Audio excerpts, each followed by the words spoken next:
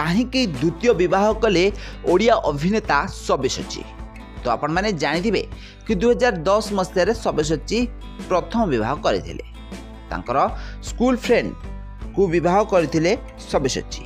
College ଲାଇଫରୁ ତାଙ୍କୁ ଭଲ ପାଇଥିଲେ ଆଉ ପ୍ରଥମ ବିବାହ 2010 ମସିହାରେ ସବ୍ୟସାଚୀ କରିଥିଲେ।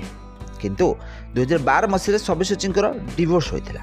ଆଉ ଡିଭୋର୍ସ ହେଲା ପରେ ସେ ଏବେ ଅର୍ଚ୍ଚିତାଙ୍କୁ ବିବାହ କରିସାରିଛନ୍ତି। ଏବେ ସବ୍ୟସାଚୀଙ୍କୁ ପ୍ରାୟ 40 ବର୍ଷ ବୟସ ହୋଇଥିଲା ବେଳେ ଅର୍ଚ୍ଚିତାଙ୍କୁ ପ୍ରାୟ 35 ବର୍ଷ ବୟସ ହୋଇଗଲାଣି। ତ ଆପଣମାନେ ଜାଣିଥିବେ ଅର୍ଚ୍ଚିତା ସବ୍ୟସାଚୀ ବହୁତ ସାରା ଚଳଚ୍ଚିତ୍ରରେ ଏକାଠି ଅଭିନୟ କରିଛନ୍ତି।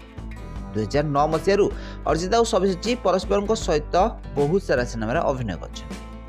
ତାଙ୍କ ଯୋଡ଼ିକୁ ଓଡ଼ିଶାର ଲୋକମାନେ ବେଶ ଅଧିକ ଭଲ ପାଇବା ଦେଇଛନ୍ତି। ଆଉ ସୁଟିଂ ସେଟ୍ରୁ ଭଲ ପାଇ ଅର୍ଚ୍ଚିତା ଓ ସବ୍ୟସାଚୀ ପରସ୍ପରଙ୍କ ସହିତ ବିବାହ କରିଛନ୍ତି।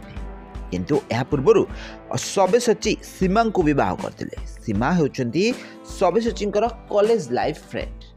କଲେଜରୁ ଭଲ ପାଇ ସୀମାଙ୍କୁ ସେ ବହୁତ ଶୀଘ୍ର ବିବାହ କରିଦେଇଥିଲେ। କିନ୍ତୁ ପରବର୍ତ୍ତୀ ସମୟରେ ପାରିବାରିକ ସମସ୍ୟା କାରଣରୁ ଦୁହିଁଙ୍କ ମଧ୍ୟରେ ଡିଭୋର୍ସ ହୋଇଥିଲା। ଆଉ ଡିଭୋର୍ସ ହେଲା ପରେ ଏବେ ସବ୍ୟସାଚୀ ଅର୍ଚ୍ଚିତାଙ୍କୁ ବିବାହ କରିଛନ୍ତି। ସୁଟିଂ ସେଟ୍ରୁ ଭଲ ପାଇଥିଲେ ସବ୍ୟସାଚୀ ଅର୍ଚ୍ଚିତାଙ୍କୁ। ଆଉ ଏବେ ବାହାଘର ପରେ ଅର୍ଚ୍ଚିତା ସବ୍ୟସାଚୀଙ୍କ ଘରେ ଗୋଟିଏ ଓଡ଼ିଆ ଘରର ବୋହୂ ଭଳି ଚଳୁଥିବାର ଦେଖାଦେଇଛନ୍ତି।